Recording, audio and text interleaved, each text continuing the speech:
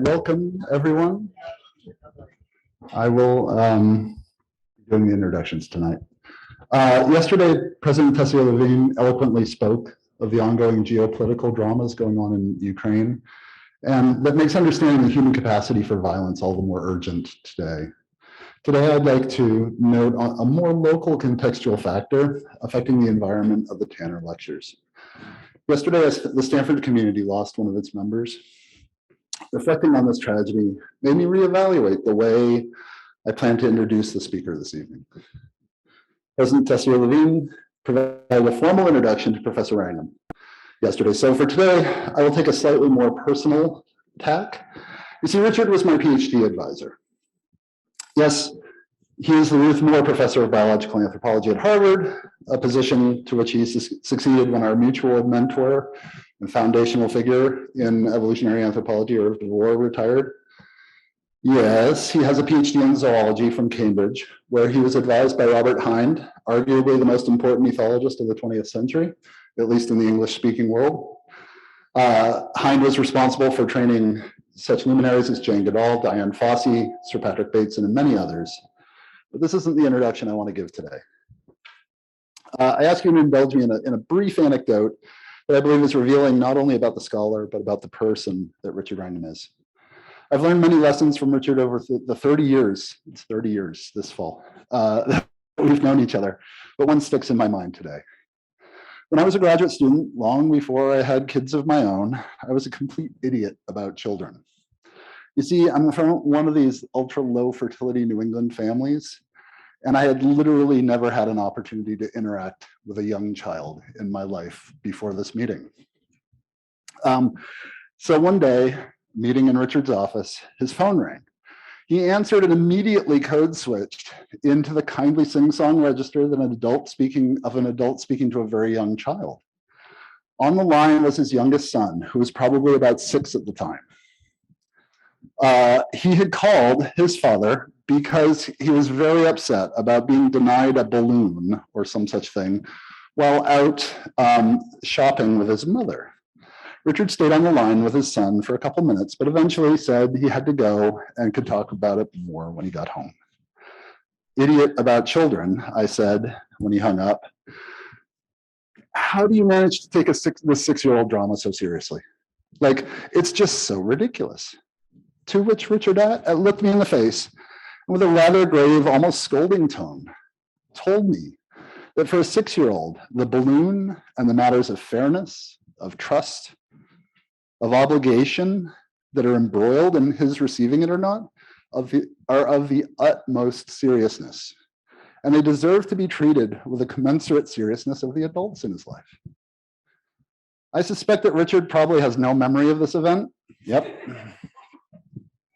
But it's been seared in my brain indelibly.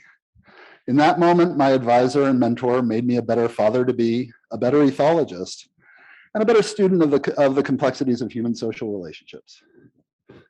So at an institution that's unfortunately made all too much news recently for the bad behavior of some senior faculty, Richard unfailingly modeled the sort of compassionate familial relationships that lie at the heart of human sociality. I'm grateful for all the lessons I've learned from him, but this one continues to resonate particularly strongly for me to this day. At a time when we as a university community need to come together to support each other in a time of grief, it's especially important that we remember the lesson that Richard Wrangham taught to me 27 years ago. To treat the challenges of our children, of our students, and our colleagues with the seriousness that they deserve and they require. So that's Richard. I also have the pleasure of introducing Lisa Lloyd this evening. Lisa is a distinguished professor in the Arnold and Maxine Tanis Chair of History and Philosophy of Science and Medicine at Indiana University. She's also a professor of biology, an adjunct professor of philosophy, and she's an affiliated faculty member with the Kinsey Institute for Research in Sex, Gender, and Reproduction. It's in this last capacity for which she's best known outside of philosophy of science. Her 2005 book, The Case for Female Orgasm, bias in science and bias in the science of evolution was much discussed both within and outside evolutionary biology and sexuality studies. In fact, and she doesn't remember this either, I invited her here to the farm to discuss this very work. It was the last talk given in the Anthropological Sciences department before the merger of the anthropologies, which Ian is laughing at. He's one of the few people who knows what I'm talking about here. But probably her most important work, particularly for tonight's talk, remains The Structure and Conformation of Evolutionary Theory, in which she argues that the semantic account of evolutionary biology, where evolutionary theory is represented by families of non-linguistic models, is more appropriate for the subject matter than the typical axiomatic approach of the physical sciences. Her expertise in conformation of evolutionary theory and on the unit of selection makes Professor Lloyd an ideal discussant for Professor Wrangham's lecture. I'd like to conclude by noting that the Tanner Lectures are sponsored by the McCoy Family Center for Ethics and Society and the Office of the President. And with that, welcome Richard Wrangham.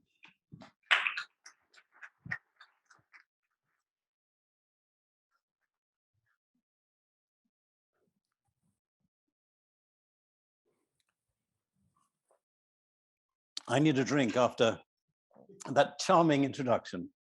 I can't remember a more delightful one. Thank you, Jamie. So today's topic is a serious one. I'll be talking about it in evolutionary terms, but the evolutionary terms come home. And let me begin by addressing a question or launching a question asked by England's first feminist, as she was often known, Mary Estelle. If all men are born free, how is it that all women are born slaves? Because Enlightenment thinking purportedly brought freedom to everybody. And what she was saying is, well, from a woman's point of view, it didn't feel like that. I'll just briefly remind you of what I said yesterday. I'll introduce you to those who weren't here yesterday. Yesterday's challenge was to think about how a human that at one point, it could have been in theory pre-human, it could have been pre-homo, turned from being a non-groupish species into one that was both groupish and selfish, where groupish means adopting behaviors that have, at first glance, a self-sacrificial content.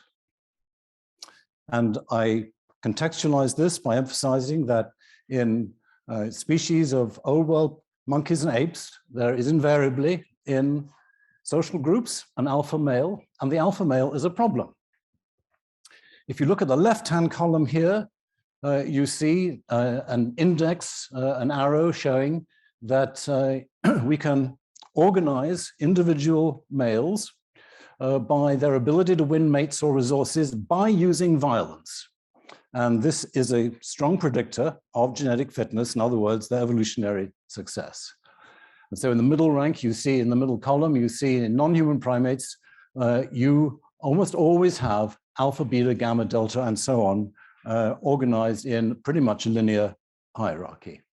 And that means that alpha male behavior is favored by natural selection. But in humans, we have something different.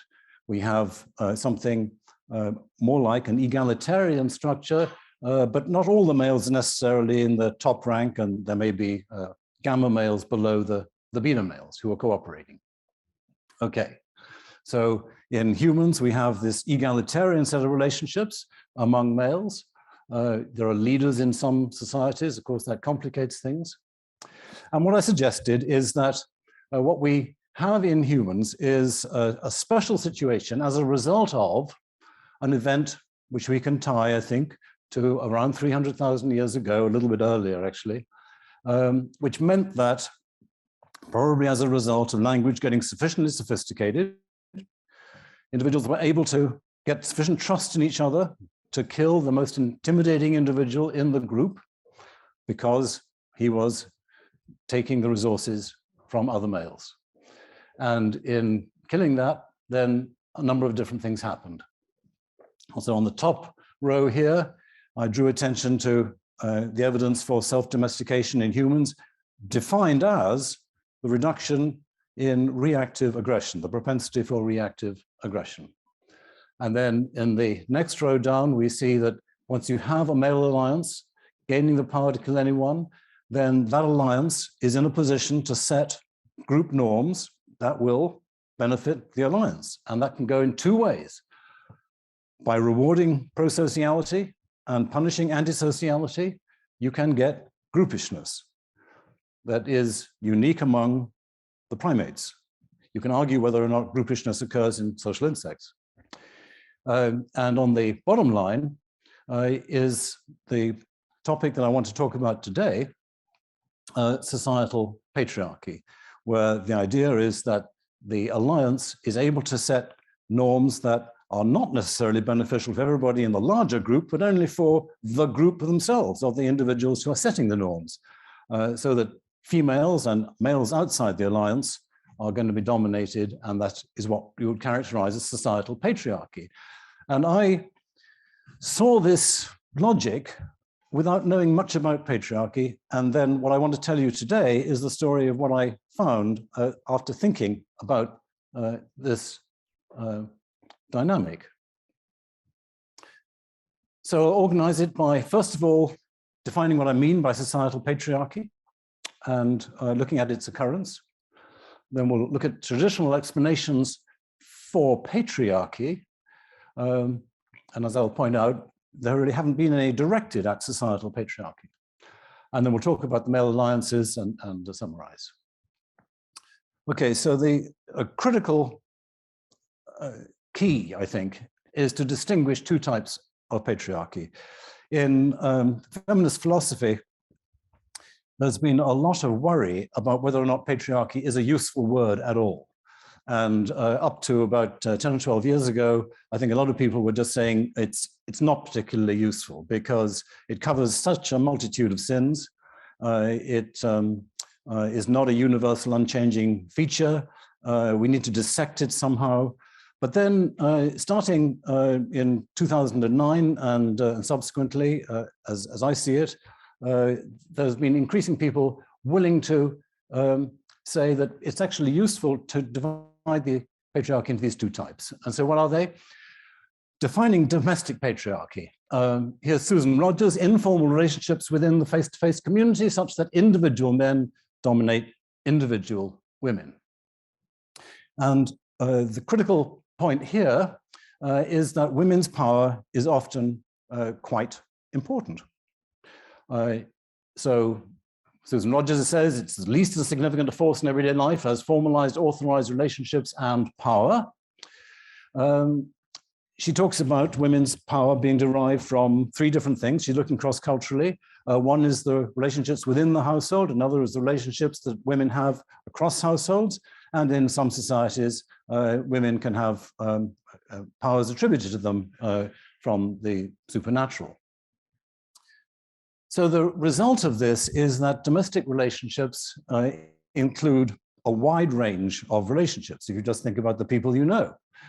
I mention here, I give an example here from a particularly patriarchal society. I don't want to sort of feed into a trope about particular society, but here is an example in this very patriarchal society of a man who has the family pig killed and his wife is cross. And so you see, he enters the house, she screams at him, he shouts back, there's a howl, he staggers out of the door, his wife is flailing at him with a firebrand, she smashes him on the top of the head, knocking him to his knees, takes a look at him, whirls around and stalks back into the house. Just to emphasize that in very, very patriarchal societies, you can have relationships that are not patriarchal from the point of view of what's going on within that particular household. Here's an example from John Wesley at the early 18th century, by now the leader of 150,000 Methodists, big poobah leader, and he was totally enthralled to his wife. At one time, been seen dragging him by his hair through the house and so on. So I just want to emphasize that when we talk about patriarchy as a feature of humans, we're not talking about every man dominates every woman. It's clearly not true. The CDC and others reckon that at least 1 in 10 men experience domestic violence from their wives. Here's Ernestine Friedel saying women's status can be low in the public domain, but high, even dominant relative to males in the domestic domain. So that's the point I want to make. And this sums it up. Probably everywhere some wives dominate their husband. When I say everywhere, I mean every society on earth. And in that sense, domestic patriarchy is not a human universal. Societal patriarchy. I'm now following Gwen Honeycutt, who had a very nice article about varieties of patriarchy.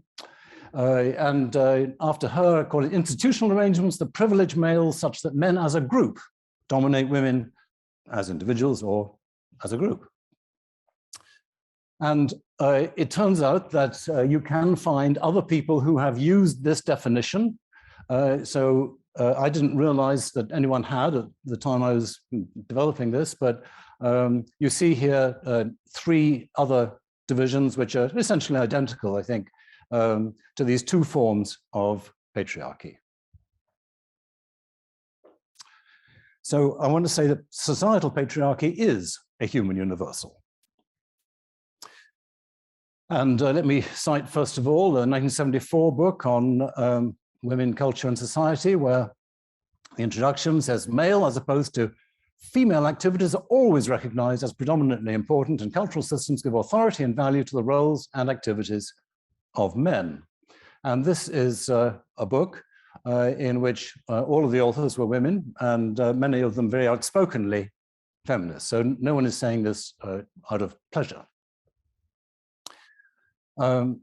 Here's Gerda Lerner saying the same thing. Not a single society known where women as a group have decision-making power over men, or where they define the rules of sexual conduct or control marriage exchanges. There are contemporary states, we live in one, where in theory there is pretty much equal legal status for both genders. But as Catherine McKinnon writes here, although 184 of 194 countries have written constitutions guaranteeing gender equality, the reality of gender equality exists nowhere. So in practice, all important institutions in every society tend to be dominated by men, including law, religion, government, and business. There's lots of talk about nomadic hunters and gatherers, or some confusion, I would say. And it comes, I think, partly from a quote like this from James Woodburn: all nomadic hunter-gatherers are profoundly egalitarian, which makes it sound as though you wouldn't have societal patriarchy here. But then later in the same article, it's, I have exempted relations between men and women from this sweeping assertion. So he was talking just about relationships among men. And in fact, there are disturbing and distressing examples of ways in which societal rules in hunters and gatherers benefit men at the expense of women. They control female sexuality in many ways. I mean, the extreme is marrying females as young as babies, but there's all sorts of marriage exchange involving men. Adultery sanctions greater for women than men, deflowering virgins by ritual gang rape, menstruation seen as polluting. These are sort of fairly routine things. Coercing women for political purposes, being coerced into sex with a man's, I don't know, a debtor or other reasons. Wife beating is often easily justified, such as if she's failed as a cook. And transgressions by females are often resolved in ways that are clearly highly unequal. Those are anecdotes, as it were, scattered around different societies. Catherine Burnt was one of the great Australian ethnologists, and she and her husband worked together, but she was always very careful to ensure that people recognized the high degree of autonomy that women had, their considerable strong voices that they could have. But nevertheless, she wanted to draw attention to the fact that they're not equal in terms of political power. And she found 3 generalizations that applied to the whole Australian ethnography. And they were these. So first of all, the sanctions for discovering single gender secrets. So men and women could have secret societies. Secret societies were less developed or less frequent for women, but when they happened, they were important, and men were not allowed to go and see what's going on, what the women did. But the men could kill or gang rape women who discovered male secrets, and it was not true the other way around. Intergender coercion, which Catherine Byrne called cooperation, men would coerce women into secret ceremonies to provide food and sex and dancing. And providing sex, the women say they lived in horror of these times because of what they were obliged to do. Women might have secret ceremonies, but they certainly couldn't coerce men. And one of the ways in which the ceremonies happened, and not secret ceremonies, were intertribal gatherings, and they were organized by men, and women could not do that. So those are the 3 generalizations for Australia. Australia is, I think, a good representation of hunters and gatherers. It's a place where they're basically the land of hunter-gatherers prior to the Europeans arising. They had agriculture like foraging, but this was where we see most hunter-gatherer adaptations on Earth. But in fact, you see something very similar to this throughout, and I can't go through all the ethnographies of hunters and gatherers to sustain that claim. But it fits in with what the 1974 publication said. Males are always the locus of cultural value everywhere, from those societies where we might want to call most egalitarian to those in which sexual stratification is most marked. Men are the locus of cultural value. Some area of activity is always seen as exclusively or predominantly male and therefore overwhelmingly and morally important. The corollary is that everywhere men have authority over women, that they have a culturally legitimated right to her subordination and compliance. And for the feminist anthropologists who are writing this, of course, that raises all sorts of puzzles about why this is true.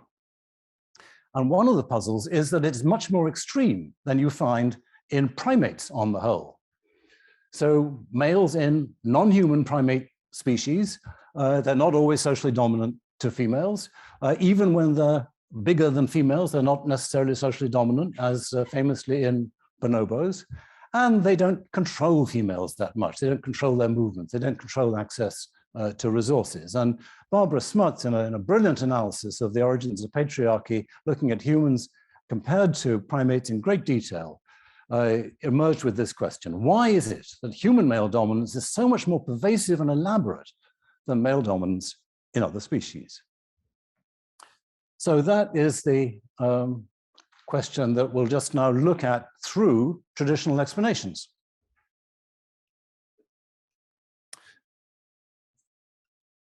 I think that this, what I described as a key, namely the separation of patriarchy into domestic patriarchy and societal patriarchy, is a really big issue for answering the question of why is it that humans are so much more elaborate in the pattern of patriarchy than in non-human primates.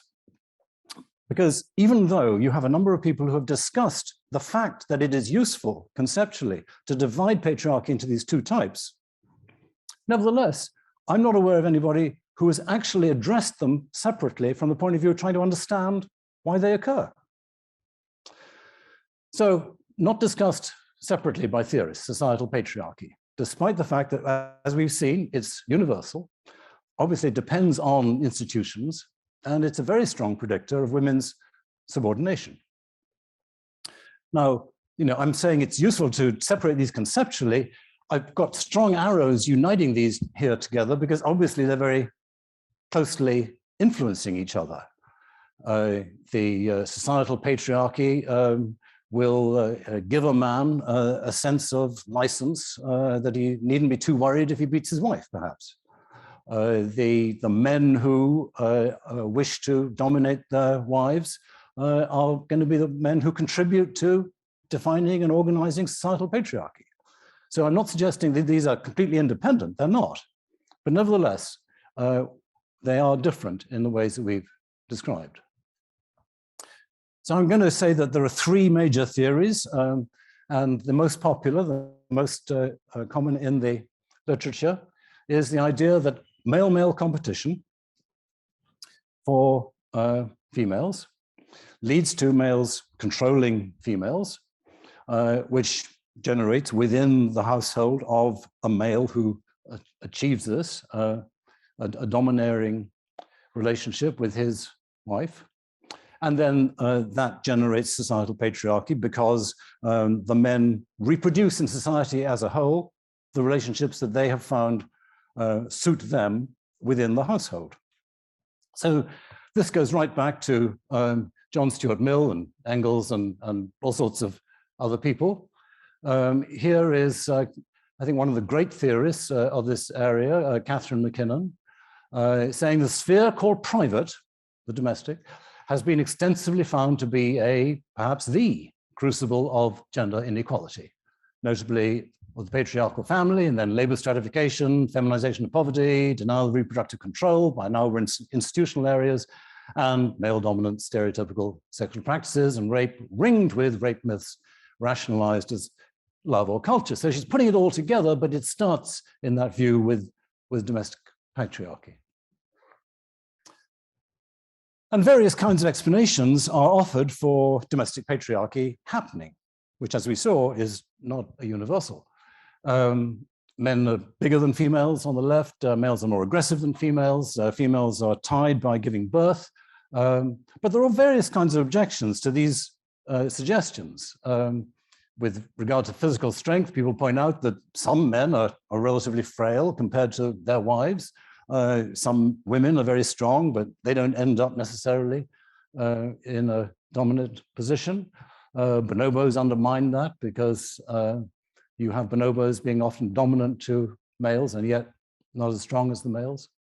And similar problems with all of these. And the essential kind of problem is that these may indeed contribute to what's going on in particular household relationships and so on.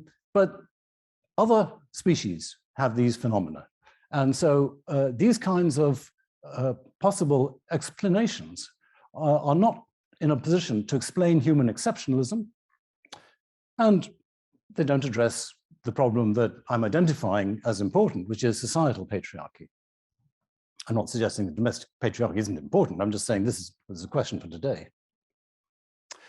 The second kind of explanation is that when we go to war, then alliances are needed among males, and females may find these alliances actually useful and attractive because it helps win the war.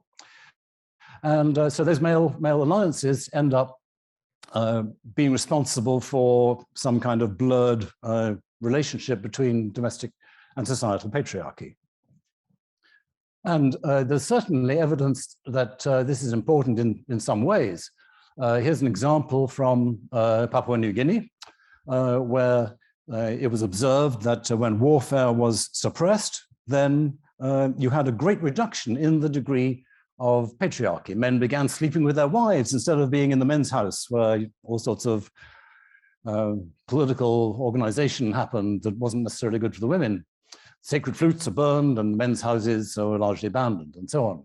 And that's just one example of a much more general phenomenon that has been documented very nicely here by Valerie Hudson and her colleagues in this wonderful book, The First Political Order, where they've taken a tremendous amount of data from every country in the world that has more than 200,000 people in it, and put all those data into a series of correlations. And you see here something that it looks like basically war, violence, and the instability factor on the vertical axis in relationship to an index of patriarchy. And you see an astonishingly strong relationship, so that where you get more violence and male-male alliances are needed to control the violence, then you have more patriarchy. And which way round the relationship goes is not stated, of course. So I think there's a convincing correlation that when you have more male-male alliances, then you have more patriarchy. But there are other species, such as chimpanzees, that have male alliances in war, and actually bonobos, but they don't use those alliances to dominate females. And there's no reason in principle why they should do so. And in fact, you can suggest reasons why they even might not. So it raises a question, again, why are humans exceptional? And the question of exceptionality was addressed by Barb Smuts. She said that the way to think about patriarchy is of males attempting to exert reproductive control over females. And since that ultimate goal is the one, then the way to explain human exceptionalism is to think about what is it that gives human males more gender power, more power over females than in most species. And she drew attention to, in great detail, 6 different possibilities, all of which she felt were contributing, importantly. Low female support from kin, males controlling critical resources, a few men having a tremendous amount of power. The fact that females actually like dominant males because they can protect them and give them more resources. Language enabling gender ideology to be perpetuated, and male-male alliances being exceptionally well developed. And basically, I think that in this remarkable paper, which has withstood 25 years of time very, very well, she's got it right, but she doesn't address societal patriarchy directly. And it doesn't, it's not quite clear exactly what is going on. So my perspective is that a lot has been achieved in understanding the sources of patriarchy, but we don't have any clear explanations for this persistent occurrence of societal patriarchy. Here is a historian saying it's likely there's some universal biological reason why almost all cultures valued manhood over womanhood. We don't know what this reason is. There are plenty of theories, none of them convincing, and you can find various quotes like that in the literature about patriarchy. Okay, so I would now want to suggest that we can take a new tack on this question, thinking about the source of male alliances. And the tack starts with asking the question, where does societal patriarchy come from? So here was the definition, you remember: institutional arrangements that privilege males such that men as a group dominate women as individuals or as a group. And where does that come from? Well, institutional arrangements are the key, and the institutional arrangements I want to suggest that are critical is the law. Because the law arbitrates disputes. That's the ultimate decider when people have some kind of conflict within their society. And that means that if male interests are tending to win over female interests, they are doing so because of the way the law is organized. So the question is, why is the law biased in favor of males? I think if we can answer that question, we can explain societal patriarchy.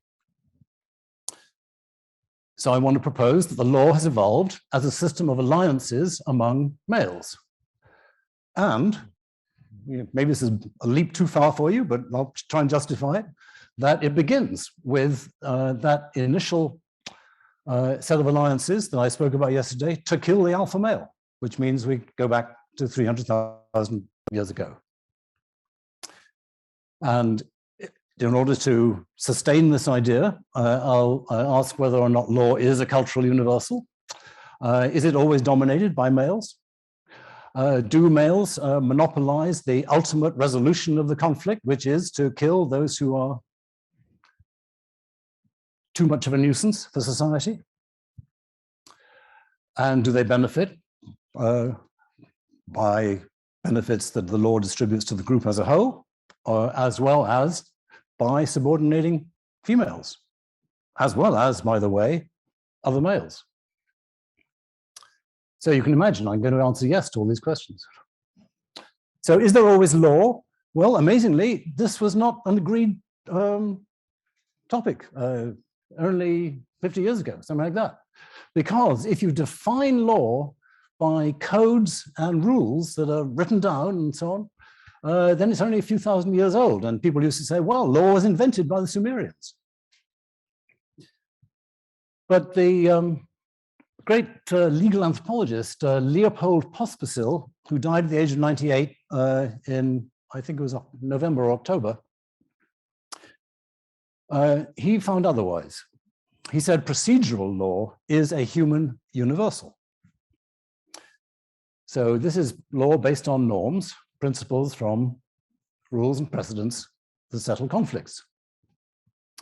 He did field work with the Nunavut, as well as in Papua New Guinea. He surveyed 95 societies, including a bunch of hunters and gatherers, and I don't see any challenge to his conclusions. He said law is universal when defined as being manifested in a decision made by a political authority, containing a definition of the relationship between the two parties to the dispute. If the decision has a supposedly universal application, not just for one case, and enforceable decisions, which is ultimately made possible by violence by an authorized subgroup within a larger group. So law is everywhere. All societies have law. And it's always dominated by males. And we've already seen that societal patriarchy is always there. That means that the institutions are dominated by men. The political authority may not be easily defined, but in fact, when the discussion comes down to it, even though women may have a strong voice, it is the male elders who ultimately can be expected to wield the authority. And the elders does not necessarily mean men who are in their dotage. These are very often middle-aged or those who've got small children. It's certainly males that regularly control the acts of execution when the conflicts come down to that. Women have been documented carrying out executions. I have only found 2 cases, and in one, there was an incest taboo that was broken, and the males killed the husband and females killed the wife. And in another, the males instructed females to kill, and you see this described here. An aggressively promiscuous man had incestuous intercourse, and the warriors of 3 communities convened and agreed on his death, and then the women were ordered to take him into the bush and do horrendous things to him, which involved killing him. And then do the lawyers, is the result of the law, the expected combination of benefits? Benefits, first of all, to the group as a whole. Well, yes, you can say that, this is from our society, of course, that law does various great things to promote the smooth organization and workings of the society. And that's, I'm sure, true everywhere. But also, it works to subordinate females. And it's only very recently in the West that there were laws allowing marital rape, giving greater leniency for husbands killing their wives than vice versa, criminalizing prostitutes, but not the Johns, giving males greater status in all sorts of ways. And just in case you think that everything's changed, not everything has changed. So here's an example, the Violence Against Women Act, which was fought for from the 1990 onwards, and after 4 years, it was passed, and it supposedly gave women a federal civil right to be free of gender-motivated violence. And then the 21st case that was brought before it, US versus Morrison, a rape case, the Supreme Court decided that it was not appropriate for women to bring this case to the federal level. Why? Because the federal level is supposed to regulate interstate commerce. And the Violence Against Women Act didn't have implications for interstate commerce, which feminist lawyers have strongly objected to, because there's all sorts of implications for interstate commerce in terms of what women are suffering. But nevertheless, it was ruled by 5-4 to be not a federal issue, and the Violence Against Women Act, in the opinion of Diane Rosenfeld, is now a toothless act. Then, in addition to subordinating females, is there a case that unallied males are subordinated? And I mentioned yesterday that executions tend to be more of males than females. Here is another example of that across different societies, that witches, who are the ones who are most likely to be executed, are more likely to be male than female in the majority of societies. I meant to add there that I think it's very clear that the law tends to benefit from this, or tends to act at the expense of not only women, but also a bunch of men who are not in the category of the type of men who are typically engaged in practicing and carrying out the law. And that, of course, involves men of various different class and race and other kinds of practice. So male bias in the law, I think, is a human universal. We've been through these 4 points, A to D. And so I want to suggest that this supports the execution hypothesis, or the TCK hypothesis. Or TCK refers to targeted conspiratorial killing, which enabled execution to be possible. And that we have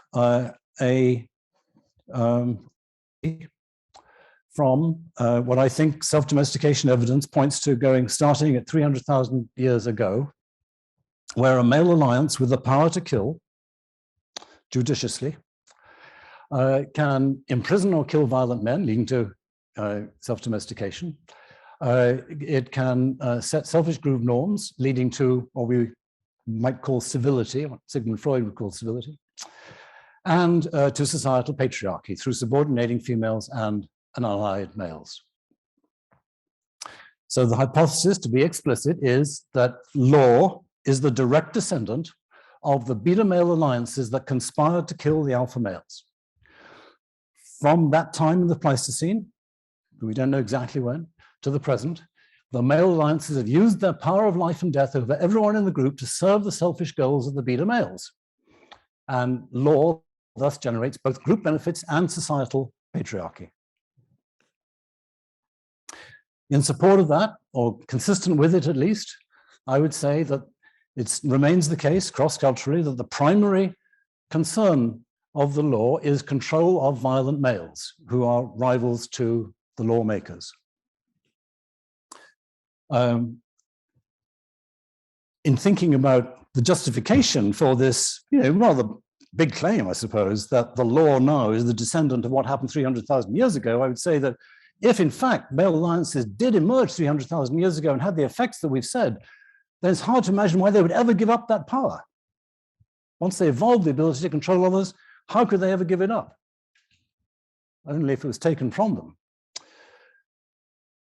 I'd say a very important point here is that males tend to be united with each other in these endeavors, because to be considered a nonconformist male is dangerous. Now, that's probably easier to imagine in small-scale societies, where the male that says, I I don't think it's that nice to put, this woman to death for whatever it was that was said. The danger is that by breaking with the male consensus, that male puts himself in a position of being an outcast and therefore on the road to possible execution. So it's easy for me to imagine that that kind of dynamic still applies today, that men are less willing to support what in theory they might be willing to support in terms of equal gender rights, because they don't want to be seen as a wuss by their male colleagues as part of an ancient system of invoking fear towards cementing male alliances. So in short, I think that the conflicts, when you get conflicts between females and males, they become moral problems for males, because from the male point of view, the moral system is it's right to do what the male alliance says is right. Of course, one of the kind of nice features about this way of thinking is that it emphasizes, by focusing on societal patriarchy as the product of an institutional arrangement, it emphasizes that it can be changed. It's not exactly something that we need to have emphasized, because we see that law is changed. We see there have been incredibly dramatic changes in the last 100 years, such as those I mentioned. Husbands are not allowed to rape their wives now in this country. So clearly the male bias can be reduced, and it doesn't seem any reason why it shouldn't be reduced a whole lot further. But nevertheless, it's not just a question of de jure equality in the eyes of the law, because it's also got to be de facto. The law has actually got to be implemented in a way that is equal to men and women. So in summary, I don't want to repeat myself too much, but I want to be clear. I'm saying societal and domestic patriarchy are different, that there have been no canonical explanations for societal patriarchy, but it is a human universal. I'm predicting that it began 300,000 years ago. I have no idea how you're going to test that one, I would admit, but it seems to me helpful to conceive of it that way. And I think that if we think of it that way, then it explains the species-wide male bias in the law. It explains human exceptionalism compared to other primates. It gives us a scenario of the origin, beginning in the violence of males against males, not of males against females. And I think it's supported with the evidence I presented yesterday about self-domestication. It's consistent with the evolution of groupishness. And even if you don't buy any of that stuff, I think it draws attention to a gender issue. And that is what Carol Pateman, among others, has drawn attention to as the fact that theories routinely ignore or downplay the impact of gender, despite the fact that the enforcement of moral and social norms is by males. And I see some examples here in my own area. In biological anthropology and evolutionary psychology, people are fascinated by the question of the evolution of hypercooperation in humans. And Joe Henrich and Michael Muthukrishna have a 2021 article in Annual Review of Psychology, The Origins and Psychology of Human Cooperation. They never mention the word gender, sex, male or female. It's all in the cognitive level. And I think it's a very important part. And one of the arrows I showed yesterday said, yeah, this contributes. But to ignore gender when you see that there is so much enforcement by males of moral issues related to cooperation seems to me a major omission. And even the wonderful Chris Boehm, in his analysis of the evolution of morality via norm enforcement, he very much downplayed the notion that males, females were importantly different in this respect. And Carol Pateman has drawn attention to the sort of story in political philosophy. She refers to the political fiction of the universal civil individual, that people act as though the Enlightenment theories of Rousseau and others are applying equally to men and women, but actually when you look at what's going on, they don't. They apply to men, and then men are expected to just go off and get their wives. And the law. I mean, the law is a fascinating area, because as Carol Pateman says, the way that you have the law analyzed from a theoretical perspective ignores males. That is to say, it ignores the fact that males are more involved than females. We've just seen how incredibly male biased the law is. Carol Pateman draws attention to the fact that Rawls constructs his theory of justice without reference to gender. And the wonderful irony here is that there is supposed to be this tremendous female influence in law. The gods of ancient Egypt, ancient Rome, and ancient Greece, who represented justice, were women. It's a farce. There is a worthy tradition that would have us hear the judge as a voice of reason, see her, says Robert Cover, as the embodiment of principle. Are we trying to fool ourselves? Are we trying to give ourselves the sense that law is so even-handed that actually we don't need to think about male bias in it? I think that's what's happening. So Mary Astell's question, if men are born free, how is it that women are born slaves? I'm suggesting that women are born slaves because throughout the history of Homo sapiens, men have allied with each other to monopolize the legitimate use of killing. And that substantiates the basis for the judicious behavior in relationship to all conflicts. Men have done so to maintain their safety from violent males. They settle disputes with females from a selfish point of view, of course. They have the power. Power corrupts. Absolute power corrupts, absolutely.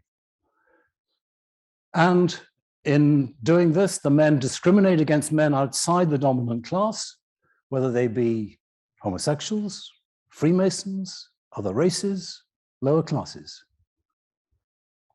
And at the same time, they're producing laws that function to benefit a well-organized society.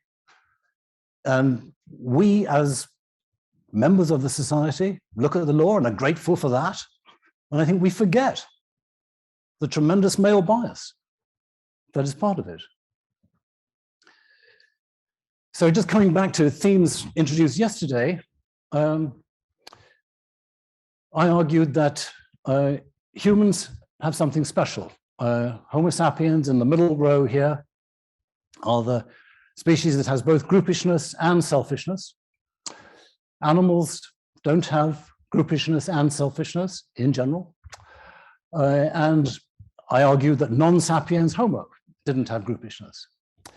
Obviously, you get groupishness in the law in the sense that the law is it's not really groupishness in the way I defined it, but it's in the sense that it's benefiting society as a whole. But the law is selfish as well. And I suggested yesterday that values can be divided into those that are selfish and those that are groupish. And in humans, we have this fascinating tension. I guess my main point here is to say that just as we have the tension within us individually, in our internal motivations to be egoistic or to be altruistic. So there is a tension in the motivations of the law and our values. I showed this yesterday, the 10 core values that have been found to be most common cross-culturally, and that some of those are selfish and some of those are groupish. So we have these tensions within us. I think that the result has been a very strange resolution in context of the law, because we have forgotten or we have downplayed the extent to which the law is a source of selfish domination of women and unallied males. But it also is the case that if we think about the large-scale evolution. I think looking at it this way helps us understand that the view that is often portrayed of humans as a basically delightful cooperative species that maybe added patriarchy with agriculture should be challenged by an alternative perspective that says that our cooperation is tinctured with a classic kind of animal selfishness, and that the dynamic that led to groupishness has also led to us being institutionally patriarchal since our origin, giving us a history of this that is dauntingly old, but nevertheless quite open to change. Thank you.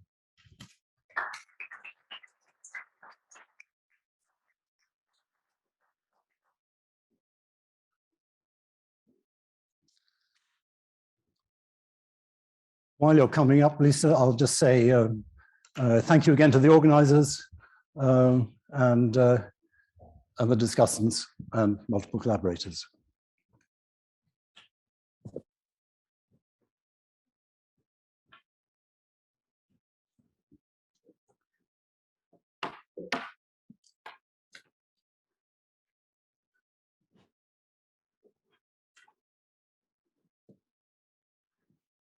Great, you've got that up there already. I've got my clicker, which I think I can handle. Okay, thank you, Richard, for that very interesting talk. So my friend Richard Wrangham has done a crucial scientific service for us here, highlighting several exceptionally interesting and exciting research questions.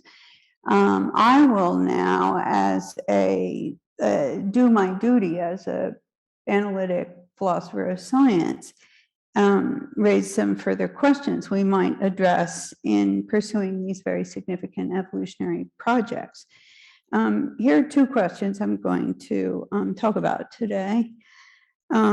What happens if we rely on scholarship about genetic group selection, more complete than is usually discussed? And second, so we're repurposing some male proactive aggression structures in dominating and policing women. What are the roles of what Wrangham sometimes calls hot and cold, or reactive and proactive aggression and self-domestication in patriarchy and misogyny? Let's start with genetic group selection.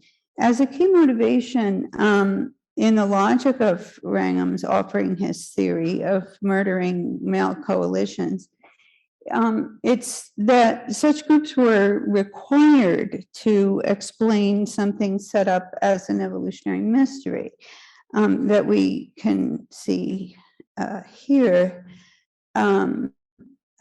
Namely, how could Homo sapiens have become self-domesticated and develop groupishness? In a move essential to the logic of his arguments, he's said, under answer that's marked A1, that the other evolutionary explanations and mechanisms offered for the emergence of these groupish traits, such as the mechanism of genetic group selection, for example, or multi-level selection, these are not going to work well enough to produce the traits. And here, Wrangham is following what's actually conventional wisdom, very widely believed assertion claimed by members of those working in the kin selection tradition, that genetic group selection cannot work to explain the traits of interest. But these claims about the technical inadequacy of genetic group selection are actually not well supported.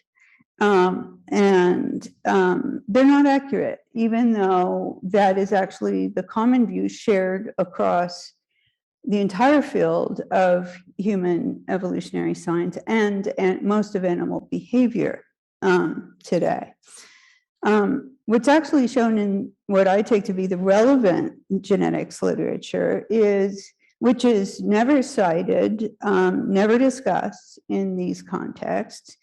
And I do have a slide, if you want to see it later, that has, actually I have a couple of slides that have sources on them if you want to see them later, if folks are interested. But there is group selection that's shown as fully capable of modeling and explaining the emergence and the maintenance of the types of traits that Richard Wrangham is most interested in. And one of the originators of the field of evolutionary genetics, Sewell Wright, actually worked on such models between starting in the 1930s and up through the 1980s. And he made a core distinction between the kind of engineering, I call it engineering or design adaptations, and that those scare quotes around design are really important. They're selected and evolved at the group level. And he distinguished those from genuine group traits, which are selected at the group level, but also result in both group adaptations or individual level adaptations. He distinguished between those two possibilities very sharply. And crucially, what we've done since the early 1930s, but especially since the early 1960s, is have two, sometimes competing, sometimes complementary schools of genetics, which I follow Charles Goodnight in calling first the adaptationist or kin selectionist school, and where the research questions are about finding optimal traits and the related kin selection or inclusive fitness models that would produce such traits, and contrasting with the second genetic school, which Goodnight calls the evolutionary change or multi-level selection school, whose research questions look like this. Sometimes it's also called the Wrightian school, after Sewell Wright, about processes of trait and genetic evolution and how they alter population and organismal individual traits over time. From the evolutionary change school, this second school, we get a number of fun examples of multi-level selection processes and adaptation. And one of them demonstrated the power of genetic group selection on both groupish and individual traits in recent commercial breeding of the domestic chicken. So we'll take a little foray into chicken breeding. Long-term individual selection for laying more eggs had led to tiny, tiny improvements in the egg-laying rates of domestic chickens. They had a really hard time improving that. They had not recently improved the rates due to conflict among the hens and their resulting high mortality rate, which led, for example, to a barbaric practice of burning the beaks off the hens so they wouldn't peck each other to death. Now, what they did doing group selection on the hens for hen groups that got along better and were more docile, they produced kinder, gentler hens with no beak burning necessary. And it also produced as a side effect, as in Richard's story about the human beings, it improved the egg laying productivity of the hens by 60% as an individual fitness trait. So it demonstrated both the individual and the groupish selective and adaptive power of genetic group selection using group selection regimes. Now, I find this to be a very suggestive case of level genetic group selection for groupish Homo sapiens. Not exact. The evolutionary dynamics might be a good analogy for cooperation and groupish traits among humans and group selection by bands, which is how we believe that our ancestors lived in structured human populations. But go back to the logical research questions that I asked before. A1, the first assumption, the key assumption that said you cannot use genetic group selection because it was inadequate to explain groupish qualities of Homo sapiens. And that's why we had to go to the A star, which is the answer that Wrangham offers. That's why we need targeted murder to explain evolutionary results.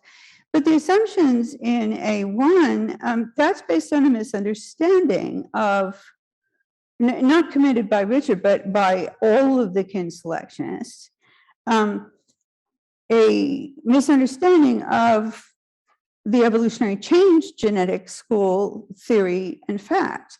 So you could use genetic group selection of their type to explain evolution of Homo sapiens traits, I would submit. But obviously, you still need to formulate an actual hypothesis about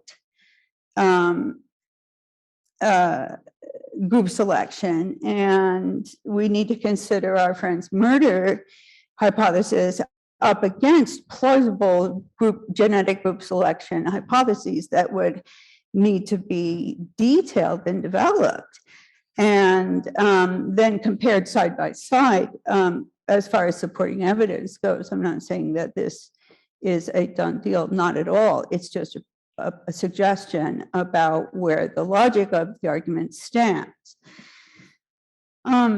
That being said, my second topic is, broadly speaking, that we can understand Wrangham's ideas about patriarchy as, I think, being very clear, an application of targeted conspiratorial males, which I'm going to call bands of bros, if you will, in this context, and to the punishment and control of misbehaving women, among also misbehaving men, obviously, but let's focus on the women. I'm working here from Cornell moral philosopher Kate Mann, whose books include Down Girl, The Logic of Misogyny, and Entitlement, How Male Privilege Hurts Women, which detail how the power politics of gender and sex privilege work in mostly Western, especially American and European, especially white cultures. She defines sexism in justifying and rationalizing patriarchy as follows. She takes sexism is the branch of patriarchal ideology that justifies and rationalizes patriarchy. And misogyny is the enforcement arm of patriarchy. So it polices and enforces the governing norms of patriarchy. Sexism is scientific as a claim, and misogyny is moral, moralistic. So this is right up, I take it, this is right up Richard Wrangham's bailiwick in terms of topic.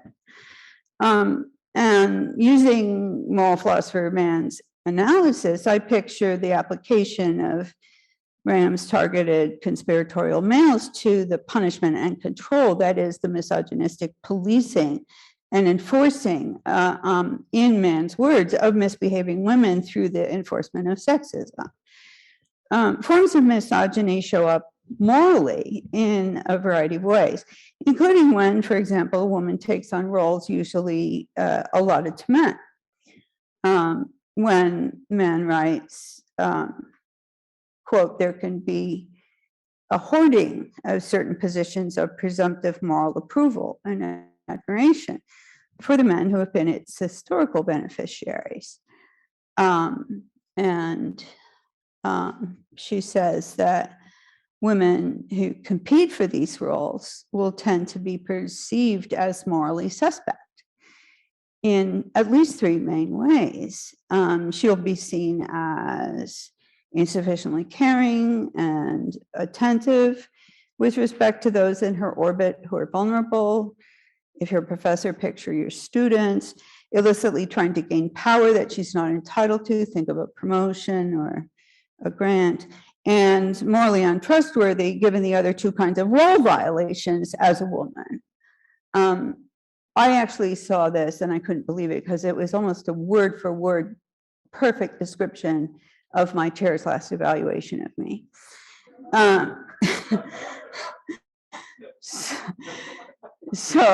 Yeah, okay, never mind. It just took my breath away. Anyway, furthermore, regarding the moral balance of women's support and entitlement, she says women must be positioned as human givers when it comes to dominant men. If she asks for something of the same support or attention that he has, right, on her own behalf, there's a risk of misogynist resentment, punishment, and indignation. And so I wondered what kind of resentment and punishment in these modern days. And unfortunately, she told me. Mann describes the case of Steve Bannon, that's Steve Bannon, the campaign manager and head of chief strategist to President Trump and so on, in an incident of domestic violence to his wife, Mary Louise Picard, in 1996, long before the White House. And as Mann recounts the episode, and I'm not going to read this to you, it's an excruciatingly vivid case of strangulation, as documented in the police report and the photographs. And Mann notes only 15% of strangulations result in actual visible finger marks that show up in photographs that on file with the police report. Now, okay, step back. That sounds to me like reactive aggression, dividing aggression the way that Richard has it. And correct me if I'm wrong about this in the discussion. That sounds like reactive aggression to me, not cold or proactive aggression. But what puzzled me about it at this point was, why wasn't such hot reactive aggression against females bred or selected out during the self-domestication process that you described so elegantly yesterday? Or is it the claim that it's so much less than it used to be, or that it's so much less, or it could be compared to our closest relatives or something like that? I mean, I take it there has to be something like that kind of story. I mean, and my concern here is there seems to be a double standard in the appearance of reactive aggression, theoretically bred out of us, yet reactive aggression is there if you're a female domestic partner, or if you're an opponent in war, which you write about so eloquently in your book. But not if it's your pal or buddy, then your reactive aggression is way down. So question, just how self-domesticated are we? And what's perhaps even more important for us today about this case is the role of Wrangham-style proactive aggression in the form of the legal system, as you talked about today. So it's a double whammy. Strategic proactive aggression in the legal system was involved in disempowering Picard in a particular way. There were legal charges filed against Bannon, domestic violence with traumatic injury and battery, as well as misdemeanor witness intimidation. He pled not guilty. As Wrangham says, patriarchy also rules through the legal system through cold, calculated, proactive aggression of the bands of bros, right? That's what we just heard. And while serious domestic violence charges were laid against Bannon, to which he pled not guilty, scheming bros successfully disempowered Picard, convincing her not to appear in court to testify against Bannon. And Mann writes about this. This was she actually didn't testify in court. This was because she'd been threatened by Bannon. she later explained, and was told by his lawyer to leave town until the case went away. Otherwise, Bannon had threatened she would have no place to live and no money to care for their daughters. He told me that if I went to court, he and his attorney would make sure that I would be the one who was guilty, says Picard in the interview. He simply pled not guilty. The case was dismissed. End of story. Thus, Mann claims, and I endorse this claim, and I also think that this is supported by Wrangham's analysis. When an uppity woman emerges in any patriarchal society, large or small, in whatever lifestyle form they're carrying on, who fancies herself entitled to a bit or a lot more power, more equality, more authority, more legal rights, more food, more respect, more safety, more sexual satisfaction, more property, more money than the actually inferior and subordinate amount that she has been allotted in the current system. She's often, through a variety of social, legal, moral, familial, and physical practices, humiliated, policed, denied access, excluded, and punished in all the ways that we know as misogynistic practices and beliefs. To my mind, what Wrangham has offered is a hypothesis about how that happens. The human males, and also with the help of many women, collaborators, create and man the policing structures of misogyny, including the most violent and restrictive legal levels. And I appreciate very much Wrangham's efforts to try to pinpoint their actual source, to isolate and neutralize their effectiveness. So what's to stop the ability of physical and legal victims of the kind of reactive and proactive aggression, like I've just described and that Mann illustrated, now that it's more publicly attended to cooperate and create coalitions to resist or rebel against the cold, proactive aggression of laws of the bands of bros that Wrangham described and noted that we're changing them. And I would argue, I would agree that we've seen a progression of just this kind of rebellion in our historical and legal records worldwide over recent centuries, aided by science, literacy, education, word of mouth, and courage, although fiercely resisted by the male power structures that created such privilege, both violently and strategically suppressing such progress. So in sum, I'm very pleased and excited that Wrangham is exploring these issues with his usual originality and verve, as well as courage and lots of nerve, I would say. I admire his efforts, and I think he's onto something here. I find his work on self-domestication especially fascinating and compelling. I'm trying to put it together with the rest of this entire story to get us all the way there. But I think we need to be very careful when we're setting aside our excellent and well-supported genetical models from the evolutionary change school, which is not well enough known across the professions. I'd especially love to see Wrangham engage with Kate Mann's work on the origins and maintenance of patriarchy.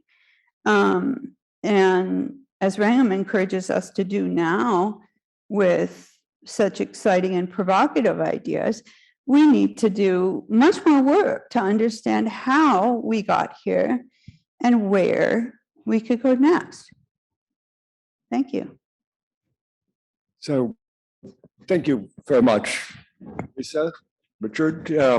My name is Josh Ober. I'm a member of the Tanner Committee, and I'm going to invite Richard Wrangham to give a brief response, if he likes, to Lisa's comments, and then we'll open it up for a few questions. Well, I'll say that the question of multi-level selection and genetic group selection models is irritatingly incomplete. And you have drawn attention to ideas that bear exploration, and I think that's right. So I totally accept. I mean, clearly, group selection can work in life. It clearly has worked in some contexts, and most of the people, including me, are very dubious of it in its application to humans. But if you and your colleagues can produce a model that works in genetic group selection, that would be awesome, because it would give us new tools to think about these things. So, I'm totally open to it, but dubious. And as for the rest, I think what you were saying with the Kate Mann citations was drawing attention to what I would think of as kind of mechanisms that are moving from the sort of rather theoretical concept of the law into what actually happens to enact patriarchy in the way that it is felt by women. And that seems a tremendous bridge to be thinking about, to explore. And I love the way you see it as fitting into the theoretical structure I was presenting. So we got a lot to talk about. Perfect. Yes. Thank you, Richard. Let me open this up to questions. Dan. Thank you for a fascinating exchange. I want to press you, Professor Wrangham, on your last statement, which came as a surprise to me, that things can change, because you have emphasized over your lecture the continuity across thousands of years and brought it to the present day without giving any indication that things have changed in the past. So what makes you optimistic that they might change in the future? How do you think that might happen? Is the notion of collaboration among women, which has just been suggested, one way to do it? But if so, then why hasn't that happened before? What is going to be different? Or do you expect this to be the pattern of human history going forward as well? Yeah, no, I mean, that's really important issues, of course. And the reason I envisage change is because we've seen it. I mean, the way the law has changed is phenomenal. There used to be a really institutionalized patriarchy written into the law. And now, as that quote I put from Catherine McKinnon says, the great majority of countries in the world don't have gender inequality written into their constitutions. So you can change. There has been change. I gave the example of marital rape. There are a ton of examples like that. So the fact that there has been change shows that change is possible.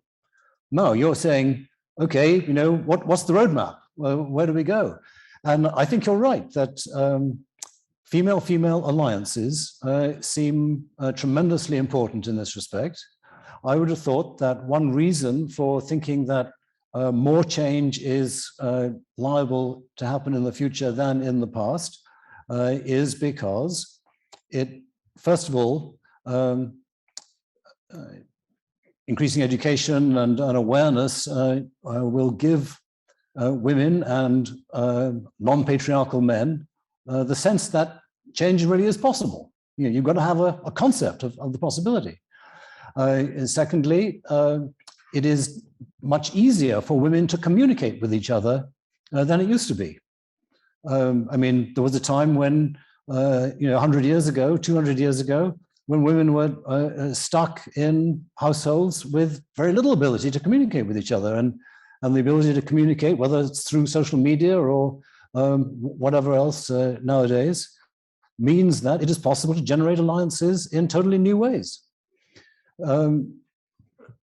So, how exactly this will happen? I mean, female-female alliances are on their own are not enough.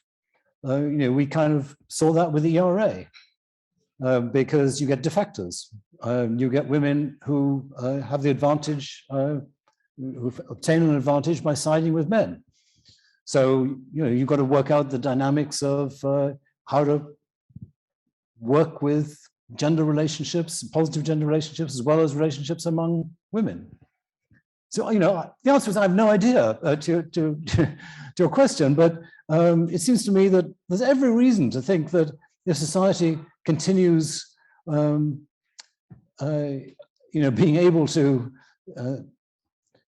exploit the earth in a way that moves forward economically and politically, that it should not, it seems to me, every reason to think that the trends that we've seen so dramatically in the last, 200 years should just continue. You're looking skeptical. Why? Well, because you didn't talk about that at all. And now you're describing something. I mean, you were emphasizing, I understand why patterns continue and how they're rooted, in your view, in this original primal act. I see. Yes. Okay. Right. But now it's encouraging to know. I mean, if I had, I think several people in this room, if we had been on a panel discussing this with you, we would have given the response you've just given, that there has been a lot of change. Yes, exactly. Given chapter and verse. But I felt that those arguments were not open to you because you were so focused on the continuities. I see. That's why I asked my question. Well, thank you for asking that, because I would not want to have left you with the wrong impression from my point of view. Other questions in the back? Yeah.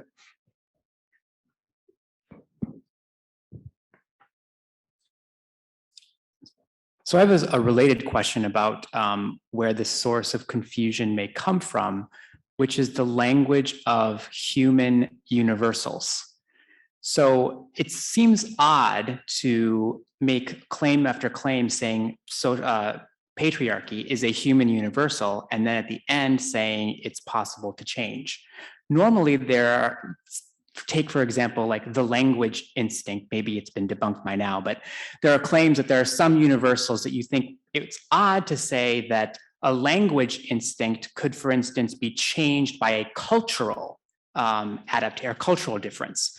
So could you explain a little bit by what you mean when you say human universal that can be open to change through cultural mechanisms as opposed to genetic changes in the human genome, so to speak?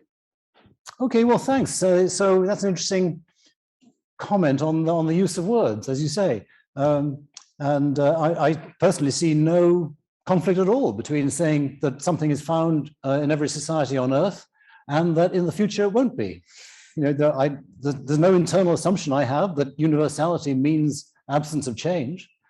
There are, I'm sure, lots of practices that we could say universal. I mean, slavery was incredibly widespread, but that can change.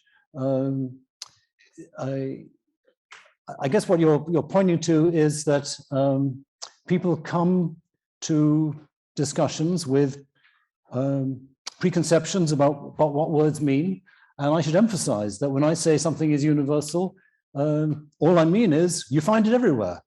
And whether or not it's going to change is a different question. Well, it's not necessary. I mean, a philosopher would say it may be universal, but it's not necessary. Okay. It's not necessarily there. We can get rid of it. It's not necessary. It's a possibility. Okay, yeah. That's... We have now come to our, I think, one more question we have time for. All right, well, one more question. Okay, thank you. I have a million questions. So tomorrow during discussion, I'm sure we'll have a good time. But so I'll make this quick then. I'm not an evolutionary biologist. I'm a feminist political theorist, but I've been reading the work out of evolutionary biology with a lot of interest. And one theory that keeps coming up that I find fascinating is the female sexual agency thesis in self-domestication. And so basically the argument is when there's sufficient food resources, women start selecting partners for skills other than aggression. So language use being one, and there's some evidence that testosterone and language are, inversely correlated. So Sorry, that sounded bad. That was not my intention. Again, not an evolutionary biologist, a scientist in any sense of the term. So, but I was just wondering whether or not your theory had space for this possibility, for the female sexual agency hypothesis in self-domestication and in the development of groupishness. Yeah, no, good question. And I think that it's a question in a family of questions that are asked thinking about our lives today, rather than thinking about our lives when this whole process got going 300,000 years ago. Because our lives today, it is perfectly possible for females to have considerable sexual agency in choosing which males they mate with. And maybe we want to run that idea straight back into the past, which is what a lot of the people do that you are citing. I don't think we should. And I guess the reason is that I imagine a past which was seriously violent, in which when you had an alpha male, a female might exert her choice and say, I don't want you, I want Fred. And the trouble is that the alpha male gets what he wants, and that he can use his violence. So at least in the initial phases of getting rid of an alpha male, I don't see how female sexual choice, sexual preference, can overcome the violence of a male who would take what he wants. So that's the problem I have. I think we have to go back to imagining, a much more chimpanzee-like world, where the indications from the anatomy of a relatively intense aggressiveness are manifest in a really unrecognizable social world. It's just something that it's, we can't contemplate it by imagining the most violent society on earth today, because they would be far more violent than that. The graph I showed yesterday, or the histograms I showed yesterday of the frequency of reactive aggression in humans being 2 to 3 orders of magnitude less than in chimpanzees, that's the kind of thing I imagine for when we go back into the past. So now, as self-domestication got going, then increasingly it would have been possible for females to choose their mates without being bullied by the alpha. And so, I can well imagine that as time passed, then female sexual agency would become increasingly important. And it's, fairly important today, I would imagine, evolutionarily, although it is still the case that the male wimps probably don't do as well as the male toughs. I don't know, but I mean, I shouldn't say that because I have no idea really. So let's give lots of evolutionary effect to female sexual choice today. I just think that in the past, it would have been much less. Lisa, final comment? Oh, yeah, I'm still eager to find out what happened with Steve Bannon. And why it strikes me as really quite a bit of reactive aggression, but I understand that, especially since what you just said, the view evolutionarily is that, yeah, he had a lot of reactive aggression, but still he's nothing compared to an alpha male back in the old days, because he has been self-domesticated. He just is on the slope going, maybe going down, but he's not all the way there. Is that what you would say? Absolutely. Yeah, okay. Okay, good, okay. Well, Yeah. if our last comment is we're on the slope, but it sounds like sort of a good kind of slippery slope, but we're not all the way there. Seems to me certainly correct. Let us thank our two speakers today, Richard Wrangham, Lisa Lloyd, for an extremely engaging evening.